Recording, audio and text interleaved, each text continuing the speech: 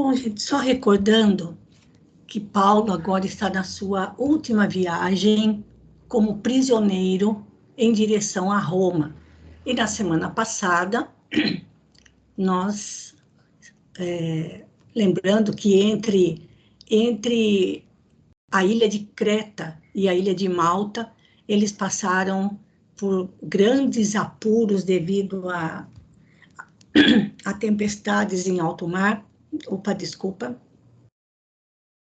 E depois já entraram em território italiano, né, pela ilha da Sicília, aí foram subindo, passaram aqui pelo estreitinho que tem, e depois aportando já em território romano, da Itália, e dirigindo-se para Roma. Só que nesse caminho, Paulo foi se encontrando com algumas comunidades cristãs que já o aguardavam. E aí ele foi recebendo notícias de como andava o movimento cristão em Roma. Essa região, a região a qual Roma pertence, se chama Lácio. Então, no texto de Paulo e Estevão, vou pegar o texto agora, tá, gente? No texto, diz aqui, olha, o apóstolo agora contemplava as regiões do Lácio, ou seja, o Lácio é a região a qual Roma pertence, até hoje, e o nome é o mesmo. Então, assim como nós aqui no Brasil temos 5 regiões, só que são denominadas por nomes geográficos, né? Região Sudeste, Sul, Sudeste, Norte, Nordeste, Centro-Oeste, enfim. Na Itália, a região do Lácio é a qual Roma pertence, tá bom? Então, eles já estavam se aproximando de Roma por uma estrada bastante famosa e conhecida, que é a Via Ápia, até hoje, e acredito que acredito não, tenho a impressão que uma vez a Ritinha comentou comigo que numa viagem que eles fizeram lá para a Itália, ela teve a oportunidade de passar pela Via Ápia, e eu sei que a Margarete também já esteve em Roma. Vocês querem comentar alguma coisa a respeito? Se passaram por essa via, que depois a gente vai dar uma mostradinha para vocês, a extensão dessa Via Ápia. Alguém quer fazer? Oi, Ritinha, pode falar, bem. Realmente eu passei por essa região, porque os tios do meu marido moram nessa região da Via Ápia. Inclusive, tinha um dos irmãos do meu sogro que morava na Via Ápia mesmo. Olha só. Bem antiga. Ela é bem extensa, né? Ela é bem extensa. Ela é bem extensa e é uma estrada muito bonita, porque tem umas árvores do Mediterrâneo que a gente só vê nessa região. E é muito bonito essa região mesmo. É um lugar assim, que passa e não esquece. Né? É muito bonito. É muito famosa essa Via Ápia. Isso, que bacana. E sei que a Margarete também já esteve em Roma e quer fazer algum comentário, Margarete? Não, Maruísa, eu visitei mais Roma mesmo e depois eu fui lá para Florença. As construções são bem preservadas, né? As muralhas, as coisas em Roma, mas assim, só ali dentro de Roma mesmo que a gente viu um trechinho dela, mas não. Acho que a Ritinha tem mais elementos. Certo, Então, gente, eu vou pegar aqui no mapa no Google, pera só um pouquinho, deixa eu tirar a barra lateral aqui para ficar maior. Olha, a Via Ápia, tá vendo aqui, olha, Via Ápia antiga, é essa linha aqui, olha, é essa linha aqui, ó, retinho, gente, praticamente em linha reta. Olha, é isso aqui, olha. Deixa eu diminuir um pouquinho, só para ver que ela começa... Ela, aqui já... ela tem um marco que começa, que fala início da Via Ápia. Aqui, eu acho que deve ser nesse lugar aqui, mais ou menos. Só para a gente ter uma ideia. É que tem um local onde fala início da Via Ápia. Deve ser mais ou menos por aqui, porque aqui, o Google Earth aqui é meio chato. E aí ela vai embora. Ela vai embora em linha reta. E ela chega até... Ela foi depois estendida, ela chega até... A Itália tem o formato de uma bota, né? Então, ela chega até o calcanhar dessa bota. Então, ela é bem extensa, praticamente atravessando a Itália de norte a sul, aliás, de Roma até o calcanhar da botinha. Vamos ver se aqui eu consigo pegar algum ponto, só para vocês... Deixa eu ver se tem algum ponto com algumas arvorezinhas bacanas aqui, como a Ritinha tinha comentado. Vamos ver se vai aqui o Google aqui, ó, vamos ver.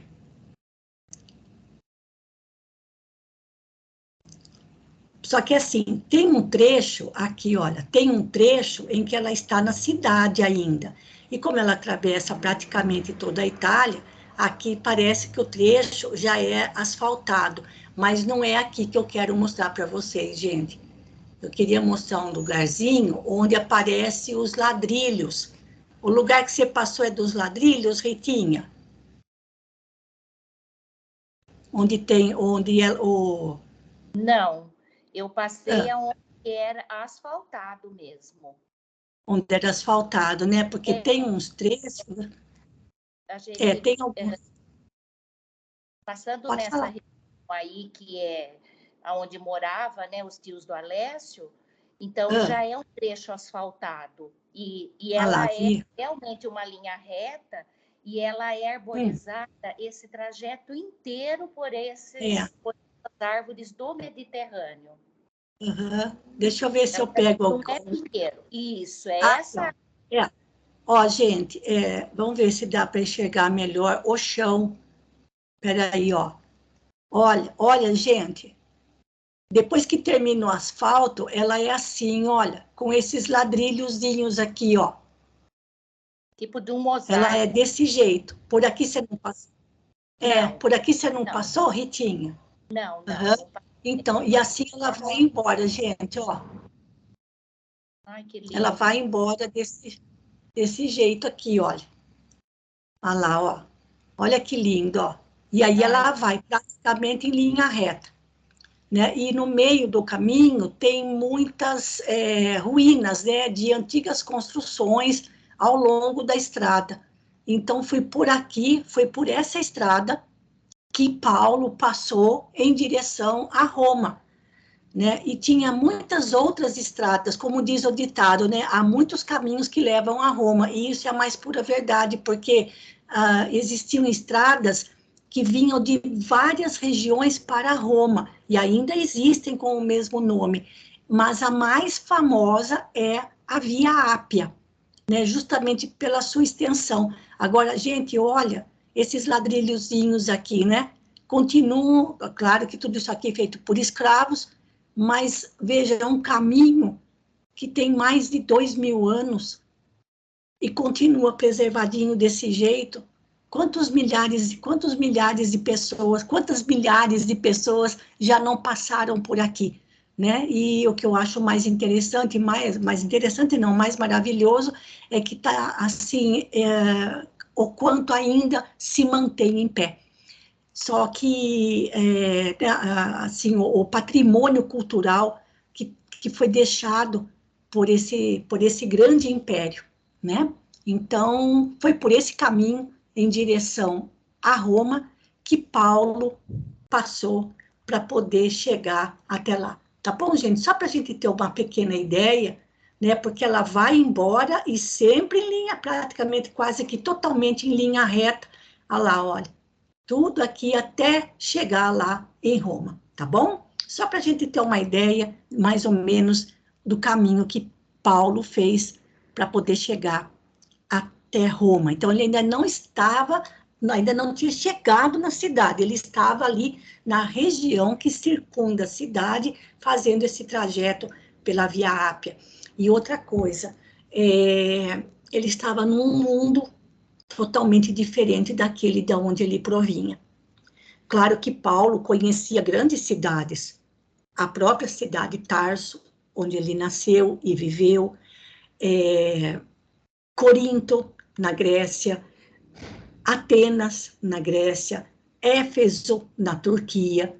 Eram grandes cidades na época, mas nada se comparava a Roma. Então, ele estava num mundo totalmente diferente do seu.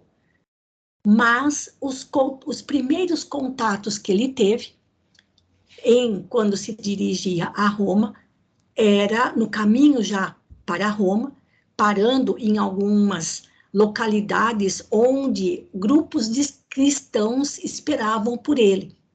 Ele estava já tendo as primeiras sensações de um mundo totalmente diferente.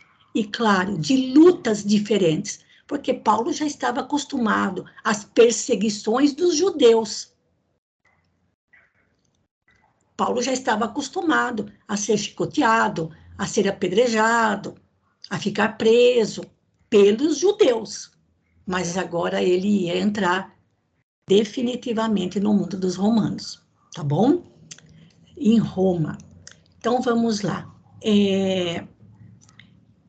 Eu não vi, deixa eu só dar uma espiadinha aqui, acho que hoje eu ia pedir para o Murilo ler, mas ele não pôde participar hoje. Então, Celina, eu vou pedir para você ler um trechinho, depois eu vejo quem continua, por favor.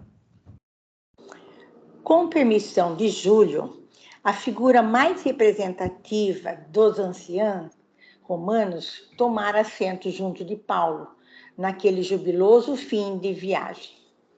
O velho Apolodoro, depois de certificar-se da simpatia do chefe da corte pela doutrina de Jesus, tornou-se mais vivo e minucioso no seu noticiário verbal, atendendo às perguntas afetuosas do apóstolo dos gentios. Vindes a Roma em boa época, acentuava o velhinho em tom resignado. Temos a impressão de que nossos sofrimentos por Jesus vão ser multiplicados.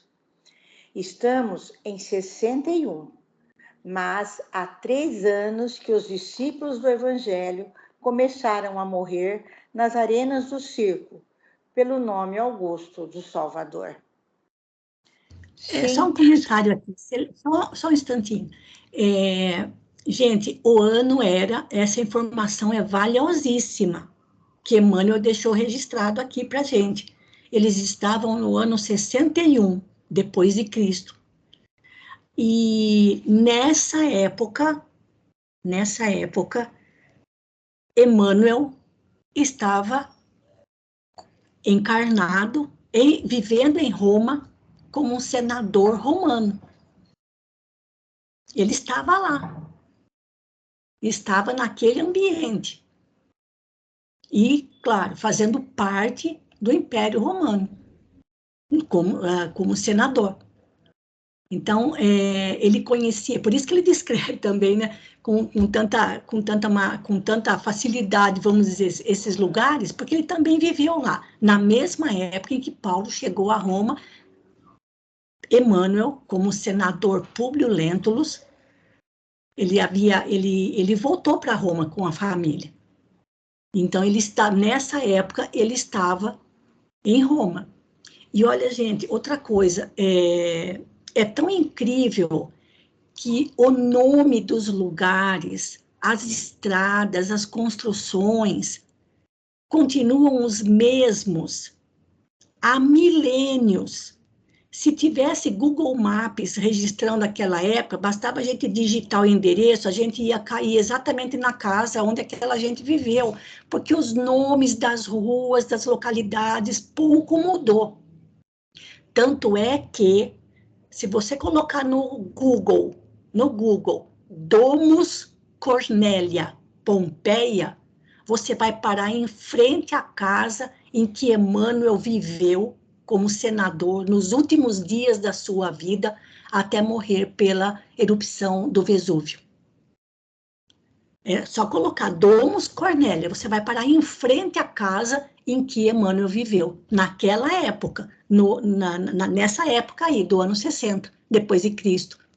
Está lá escrito, Domus Cornélia, era a casa onde ele estava vivendo com a filha Flávia, ele como senador romano, cego, junto com uma criada, uma serva, que estava lá junto com eles ainda, e foi naquela casa que ele morreu, pela erupção do Vesúvio.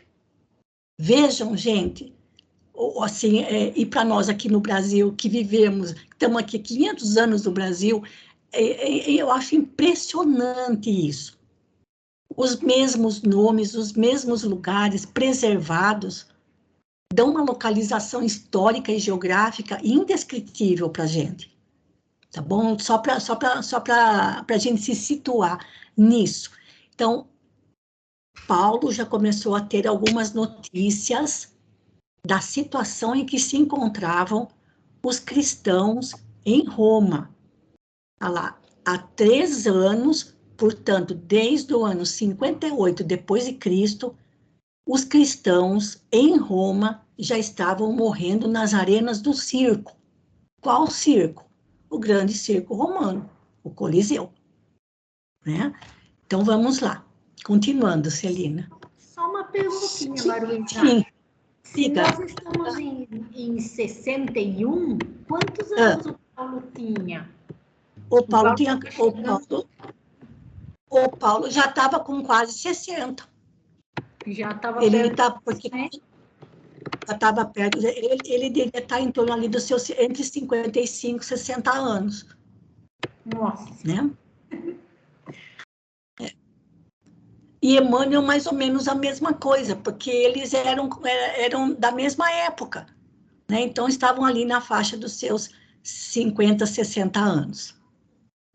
Pode continuar, Celina. Sim, disse Paulo de Tarso solicitamente. Eu ainda não havia sido preso em Jerusalém, quando ouvi referências às perseguições indiretas movidas aos adeptos do cristianismo pelas autoridades romanas. Não são poucos, acrescentou o ancião, os que têm dado seu sangue nos espetáculos homicidas. Nossos companheiros têm caído às centenas, aos apupos do povo inconsciente, estraçalhados pelas feras ou nos postes do martírio. O centurião... Gente, esses postes do martírio eram nas festas, nas bacanais da corte romana, os cristãos eram atados aos postes e passavam o óleo, a gordura neles, para que eles servissem de tocha viva para iluminar o ambiente. Era assim que também se morria, os cristãos. Era um verdadeiro horror. Pode continuar. O centurião, muito pálido, interrogou. Mas como pode ser isso? Há medidas legais que justifiquem esses feitos criminosos? E quem poderá falar em justiça no governo de Nero? Replicou Apolodoro com um sorriso de santa resignação. Ainda agora perdi um filho amado nessas horrorosas carnificinas. Mas como? Gente, Nero, espera só um pouquinho, Celina. Nero foi imperador romano, mas conhecido pela sua extrema crueldade. Um verdadeiro alucinado, né? E foi nesse período que começaram as perseguições com tanta ênfase aos cristãos. Quem estava no poder nessa época, quem era imperador romano nessa época, era Nero. Um verdadeiro vamos dizer assim, psicopata no Império Romano. Pode continuar. Ainda agora perdi um filho amado nessas horrorosas carnificinas. Mas como? Tornou o chefe da corte admirado. Muito simplesmente, esclareceu o velhinho. Os cristãos são conduzidos aos circos do martírio e da morte, como escravos faltosos e misérrimos. Como ainda não existe um fundamento legal que justifique semelhantes condenações, as vítimas são designadas como cativos, que mereceram os suplícios extremos.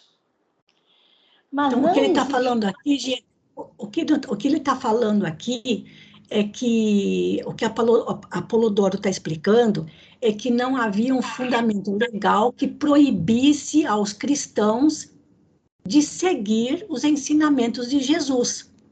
Então, aqueles que eram presos nas reuniões que eles faziam, eram levados para a prisão, para as masmorras, mas na condição de escravos que tinham cometido alguma falta grave, que mereciam morrer do jeito que morriam. E isso tudo da cabeça do Nero. Então, não tinha nada legalmente escrito, era por enquanto. Era simplesmente colocado, olha, eles são escravos, mas não eram escravos, eles eram apenas seguidores do Cristo. Mas como não tinha nada legal que justificasse a prisão, então falava-se que eles eram escravos que cometiam faltas graves, merecendo morrer daquela forma. Era isso, né, gente? Não havia apelação, não havia direito, não havia nada nesse sentido. Pode continuar. Mas não existe um político, ao menos, que possa desmascarar o torpe sofisma? Quase todos os estadistas honestos e justos estão exilados, para não falar dos muitos induzidos ao suicídio pelos prepostos direto do imperador. Acreditamos que a perseguição declarada aos discípulos do Evangelho não tardará muito. A medida tem sido retardada somente pela intervenção de algumas senhoras convertidas a Jesus, que tudo tem feito pela defesa de nossos ideais. Não fora isso, talvez a situação se revelasse mais dolorosa. Gente, Emmanuel está contando para a gente aqui a situação da vida em Roma, entre aqueles que faziam parte do governo, vamos chamar assim, né? Mais próximos ali da condução do Império Romano. Ele está mostrando para a gente que a situação estava extremamente difícil até para aqueles que queriam ser honestos e justos, porque existiam, só que eles estavam exilados. Olha, outros que foram induzidos ao suicídio. A situação, a decadência moral era imensa. Então, a situação era extremamente dolorosa em Roma. Né? Então, Emmanuel está contando isso também, vai contar, e vai contar mais, com riqueza de detalhes. Logo a seguir tem um parágrafo enorme, onde a gente vai conhecer de perto a situação, claro, porque Emmanuel viveu naquela mesma época, então ele sabe exatamente o que ele estava falando. Ele próprio vivenciou aquilo, né? Pode continuar, Celina. Precisamos negar a nós mesmos e tomar a cruz, exclamou Paulo de Tarso, compreendendo o rigor dos tempos. Tudo isso é muito estranho para nós outros, ponderou Júlio acertadamente, pois não vemos razão para tamanha tirania. É um contrassenso a perseguição aos adeptos do Cristo, que trabalham pela formação de um mundo melhor, quando por aí medram tantas comunidades de malfeitores a reclamarem repressão legal. Com que pretexto se promove esse movimento sorrateiro? Só um momentinho de novo, Celina. Gente, lembrando, Júlio era o centurião romano responsável por Paulo como prisioneiro. mas ele já tinha se convertido a Jesus. Júlio era romano, cristão.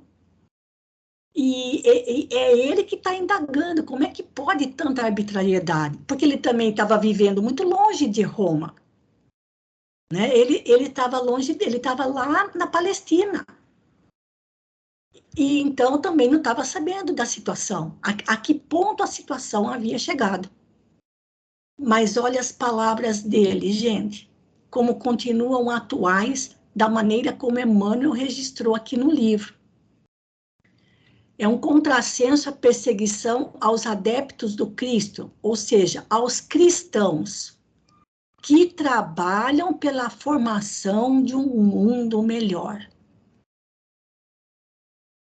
Qual é a tarefa do cristão na Terra? Trabalhar pela formação de um mundo melhor. Existem muitas injustiças e crueldades? Sim, porque são perseguidos. Mas tem tantas comunidades de malfeitores que também precisavam estar presos e não estão. E por acaso hoje não é a mesma coisa? Só que a perseguição hoje é de outra forma. Né, gente? E isso, e a maneira como o Emmanuel coloca aqui não deixa de ser uma lição. Mas quem está falando isso é um centurião romano, certo? Que acabou se rendendo a Jesus por meio de Paulo de Tarso. Pode continuar, Celina. Agora sim, vem um parágrafo bem pequeno que vai mostrar para a gente uma ideia do que estava acontecendo lá. Apolodoro pareceu concentrar-se e replicou: acusam-nos de inimigos do Estado, a solapar-lhe as bases políticas com ideias subversivas e destruidoras. A concepção de bondade no cristianismo dá aso a que muitos interpretem mal os ensinamentos de Jesus. Os romanos abastados, os ilustres, não toleram a ideia de fraternidade humana. Para eles, o inimigo é inimigo, o escravo é escravo, o miserável é miserável. Não lhes ocorre abandonar, por um momento sequer, o festim dos prazeres fáceis e criminosos, para cogitar da elevação do nível social. Raríssimos os que se preocupam com os problemas da plebe. Um patrício caridoso é apontado com ironias. Num tal ambiente, os desfavorecidos da sorte encontraram no Cristo Jesus um Salvador bem-amado, e os avarentos um adversário a eliminar, para que o povo não alimente esperanças.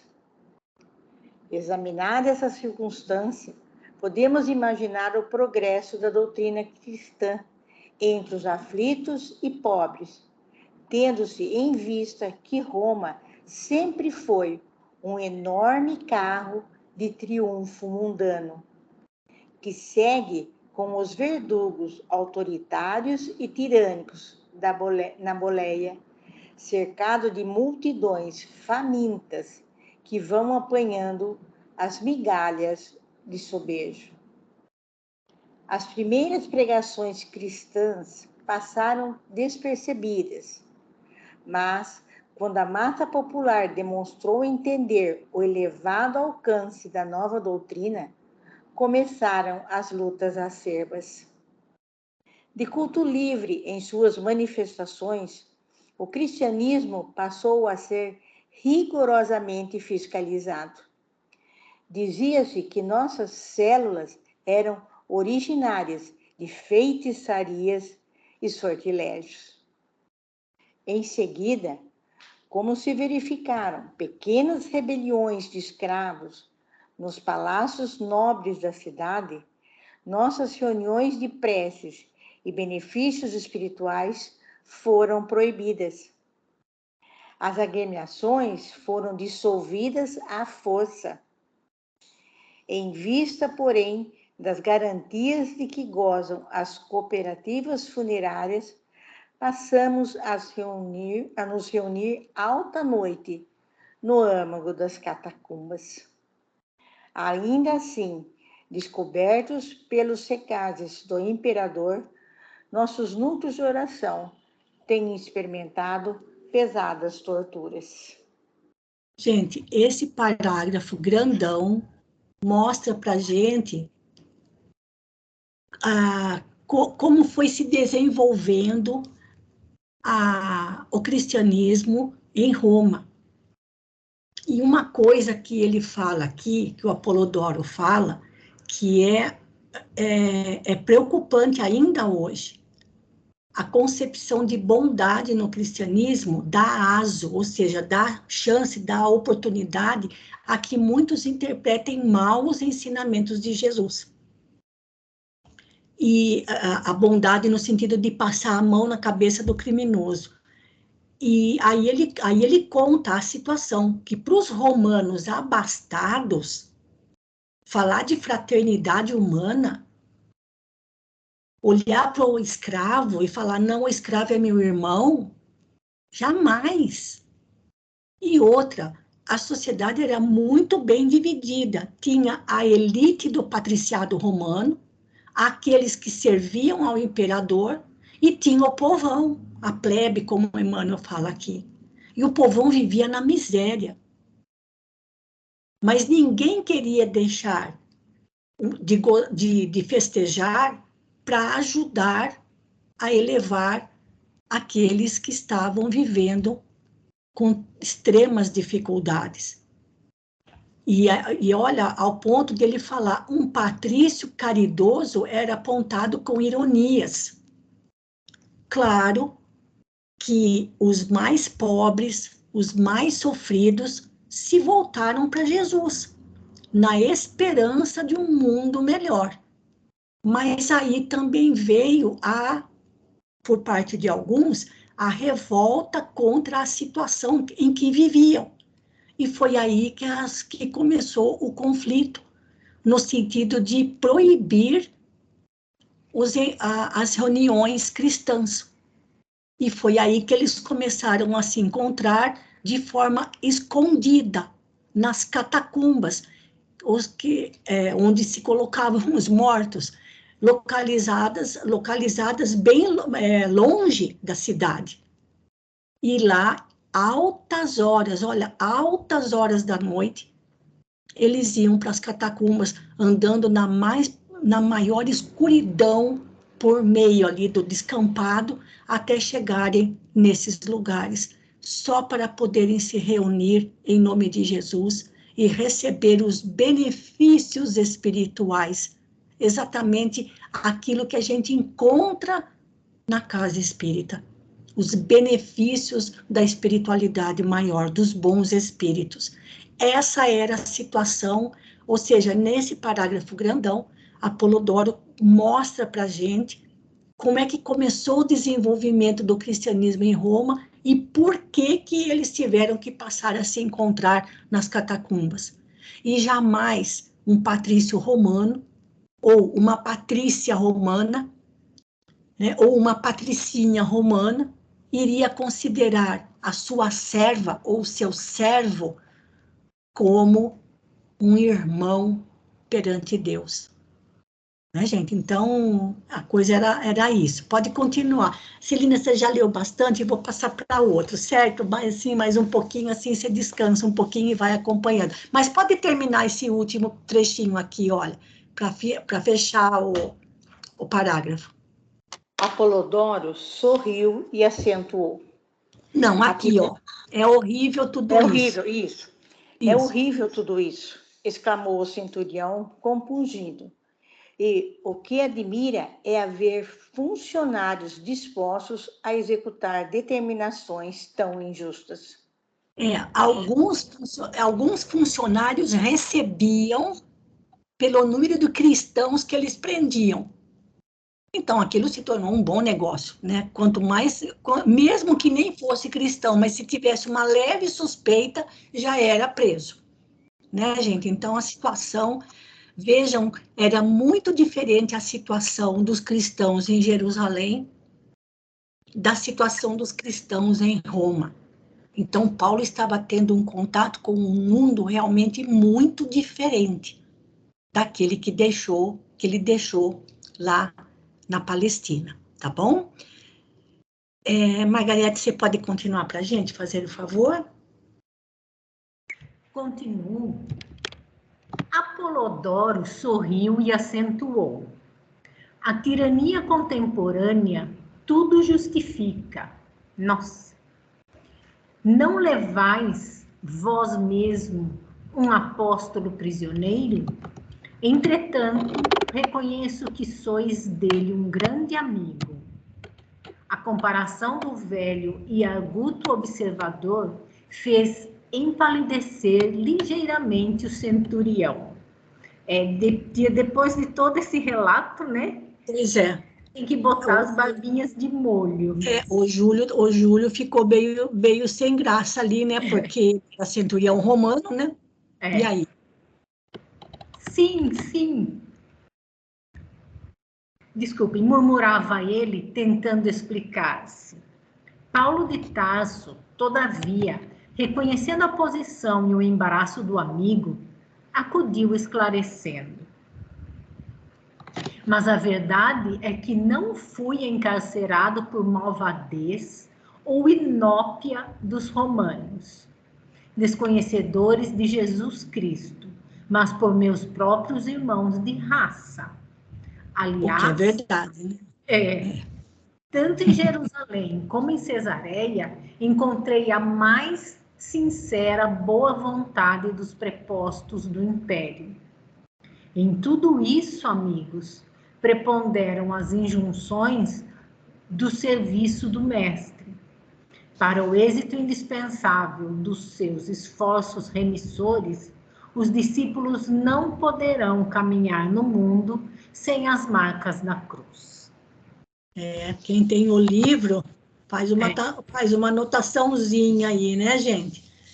E se eles passaram por tudo que passaram, a gente 2000 anos depois, ainda fica na ilusão de achar que a vivência do reino dos céus no nosso mundo íntimo é tarefa fácil. A gente ainda fica esperando um mar de rosas, né? Só por dizer que é cristão, que é espírita cristão, não é? Continuando. Os interlocutores entreolharam-se satisfeitos. A explicação do apóstolo vinha elucidar completamente o problema. Sim. O grupo numeroso alcançou, Alba Longa. Isso, aqui deve ser mais, deixa eu só dar uma espiadinha se fala alguma coisa aqui, porque deve ser mais algum lugarzinho, olha que lindo, aqui, chegando mais próximo a Roma, olha lá, o local mais provável da antiga Alba Longa, aqui chegando estavam chegando em Roma, certo? Pode continuar, Margarete. Onde novo contingente de cavaleiros esperava o valoroso missionário. Daí até Roma, a caravana moveu-se mais vagarosa, experimentando sublimadas sensações de alegria. Paulo de Tarso, muito sensibilizado, admirava a beleza singular das paisagens desdobradas ao longo da Via Ápia. Ah lá, é por lá. Mais alguns minutos e os viajores atingiram a Porta Capena, onde centenas de mulheres e crianças aguardavam o apóstolo. Era um quadro comovente. Vamos ver se tem alguma coisa dessa porta. Lembrando, né, gente? Aqui não fala, não. Porque Não. Deixa eu ver aqui, ó. Vamos ver se tem alguma coisa nessa imagem aqui, olha. Que ele fala que é a Praça da Porta Capena em 2010. Aqui, olha. E aqui a Via Ápia, acho eu, né? Nesse trechinho aqui, olha. Tá bom? Essas portas, né? Delimitavam as entradas, né? Como a gente vê hoje, né? Nas entradas de algumas cidades tem os portais, né? Então, na época também era comum esse tipo de enfim, de construção. Pode continuar, Margareta. Então, aí, quase chegando, né? Quase chegando em Roma, mais um cortejo aguardando Paulo de Tarso. Pode continuar. O cortejo parou para que os amigos o abraçassem. Eminentemente emocionado, o centurião acompanhou a cena inesquecível, contemplando anciãs de cabelos nevados, osculando as mãos de Paulo com infinito carinho. Olha que lindo, né? Que lindo, né?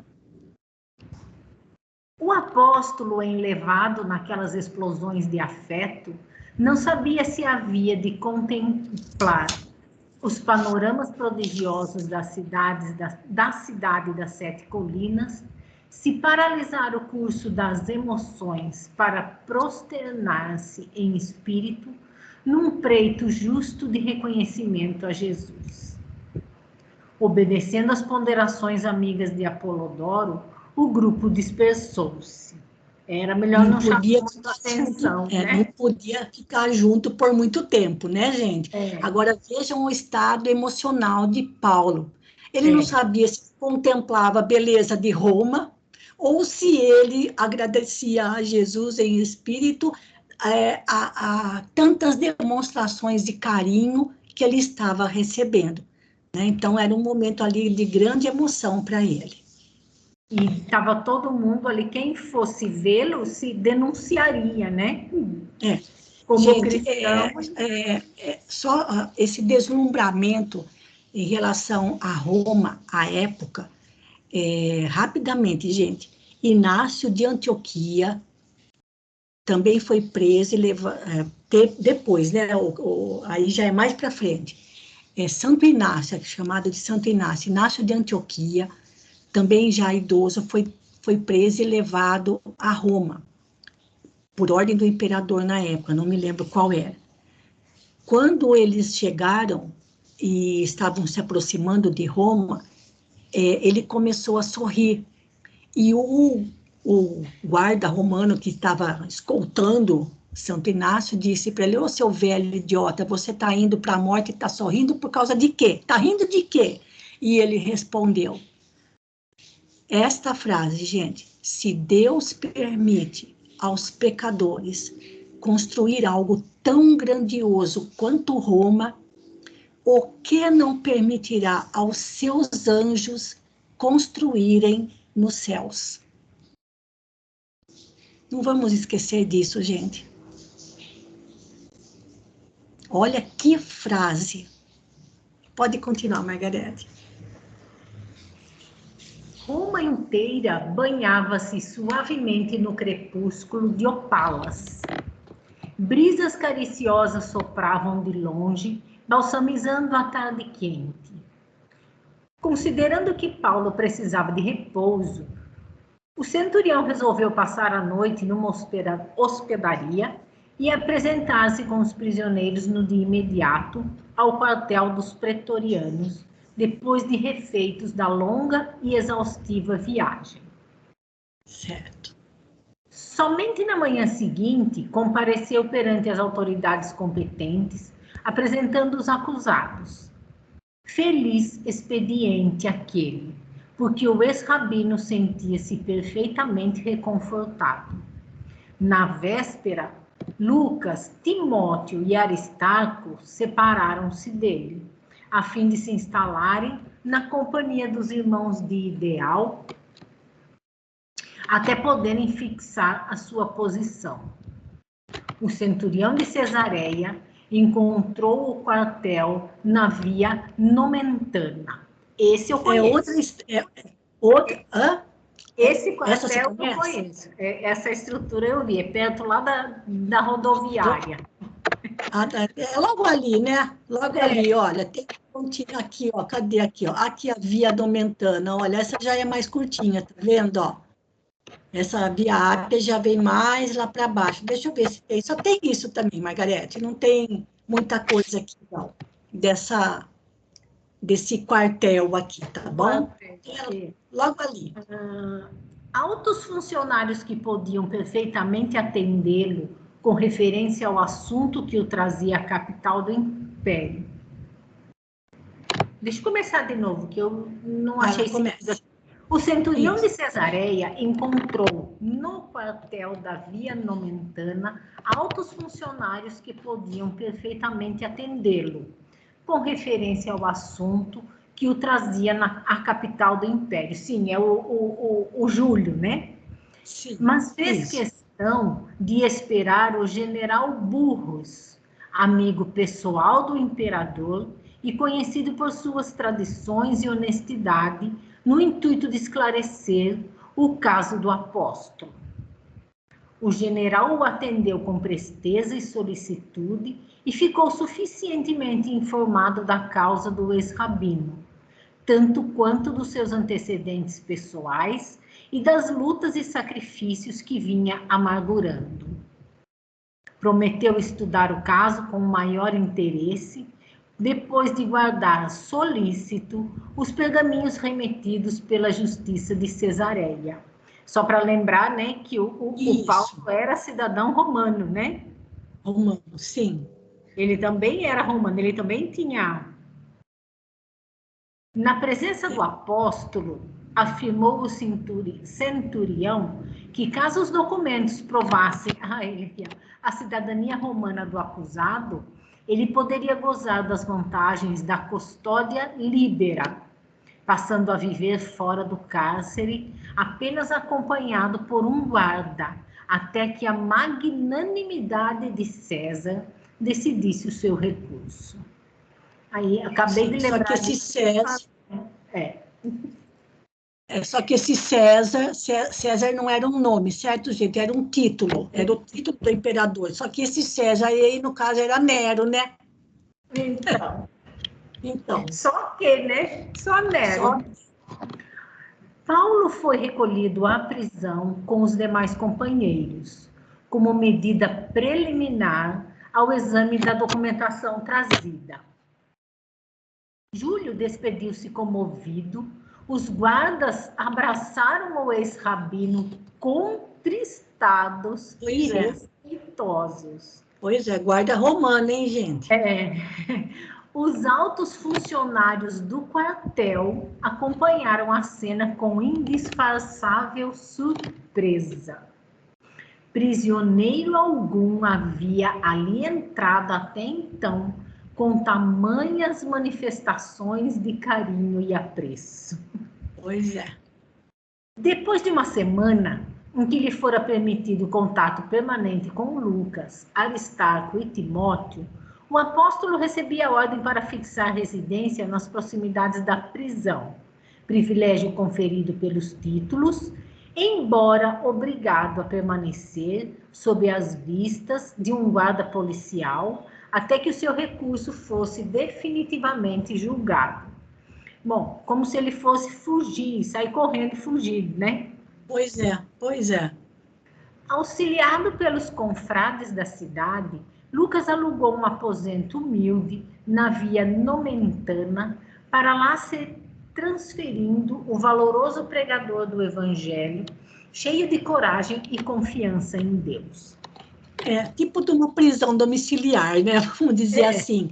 Ou seja, finalmente, né, gente? Porque lá em Cesareia, na Judéia, ele ficou preso mesmo 2 anos.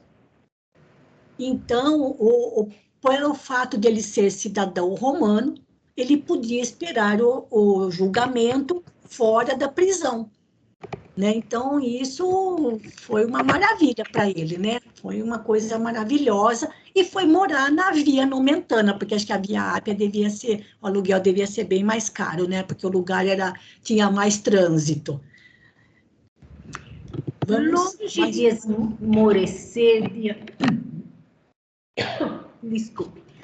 de esmorecer diante dos obstáculos, continuou redigindo epístolas consoladoras e sábias às comunidades distantes. Só trabalho. No segundo dia de sua nova instalação, recomendou aos 3 companheiros procurassem trabalho para não serem pesados aos irmãos, explicando que ele, Paulo viveria do pão dos encarcerados, como era justo, até que César pudesse atender ao seu apelo. Olha só. Gente assim o fez, de fato, e diariamente lá se ia às grades do calabouço, onde tomava sua ração alimentar. Gente do céu. Pensa bem. Já que ele não podia trabalhar, que sempre trabalhou, né? Se considerava preso do Cristo, né? Então, vai lá. Aproveitava, então, as horas... Aí, mas aí tem o vírgula, né? Aproveitava, então, as horas de convivência com os celerados ou com as vítimas da maldade humana para pregar as verdades confortadoras do reino, ainda que algemados. Todos o ouviam em deslumbramento espiritual, jubiloso com a notícia de que não se encontravam desamparados pelo Salvador. Eram criminosos do Esquilino, bandidos das regiões provincianas, malfeitores da Sudurra, servos ladrões entregues à justiça pelos senhores para a necessária regeneração, e pobres perseguidos pelo despotismo da época, que sofriam a terrível influência dos vícios da administração. Esses lugares aqui, gente, Esquilino, Suburra, são regiões ali são regiões ali em torno de Roma. Vamos deixar passar isso daí, só para terminar esse tantinho aqui. Pode continuar, Margarete. A palavra de Paulo de Tarso atuava como bálsamo de santas consolações. Os prisioneiros ganhavam novas esperanças e muitos se converteram ao Evangelho, como Onésimo, o escravo regenerado, que passou a história do cristianismo na carinhosa epístola a Filemon. Como ele não perdia tempo de trabalho, né? O que ele conseguiu ali na prisão, com os prisioneiros, né? É muito mais importante esse dado do que de onde eles vinham, né? Sim, só para a gente ver quem é aqui, olha. Aqui nos Atos dos Apóstolos é que ele se refere ao Onésimo aqui, tá bom, gente? E a esse Filemon, que não temos mais informações por enquanto.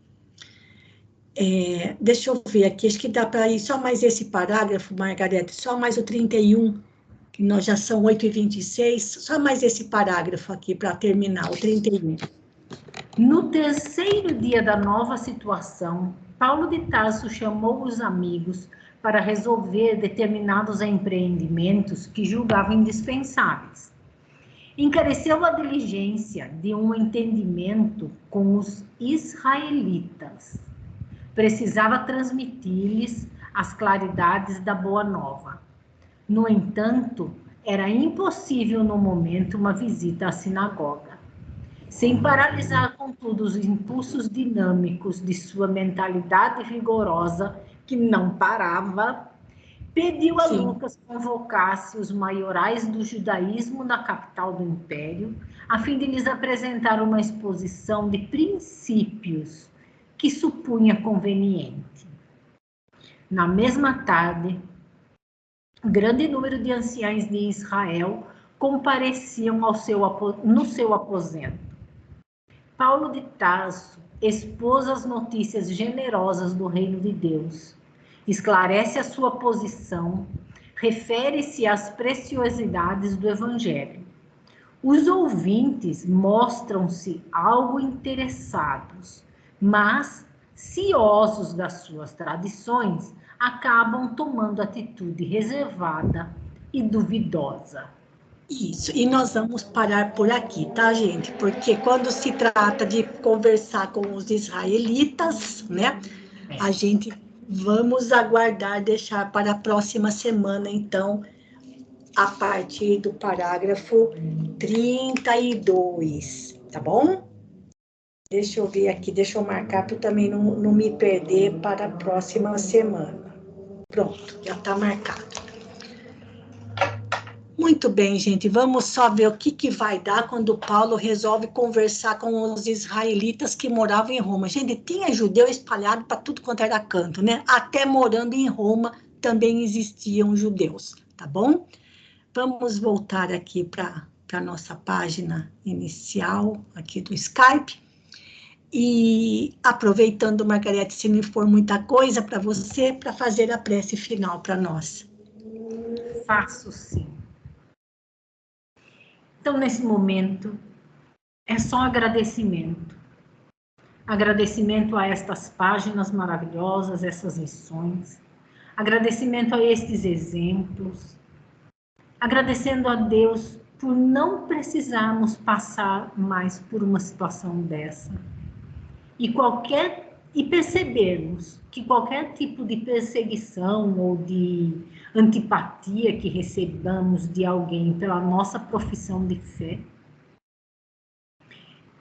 é uma coisa muito simples e irrisória perto do que estes irmãos passaram naquele tempo, na fundação, na expansão, na divulgação do cristianismo. Muito obrigada, Pai. Nosso agradecimento imenso a todos estes irmãos que tanto se sacrificaram para que hoje nós tivéssemos todas estas facilidades que temos. Fica conosco, Pai, sempre nos abençoando e nos dando oportunidade de trabalhar, que ela nunca nos falte, que consigamos perceber sempre, como Paulo, a oportunidade do trabalho. Que assim seja. Então, meus irmãos, mais uma vez, meus amigos, muito obrigada pela companhia. Desejo a todos uma boa noite, um bom descanso. E vamos pensando e nos preparando para quando terminarmos esse livro. Então, um grande abraço, fiquem com Deus e até sexta-feira, se Deus quiser, a nossa rota de leituras. Até mais, então.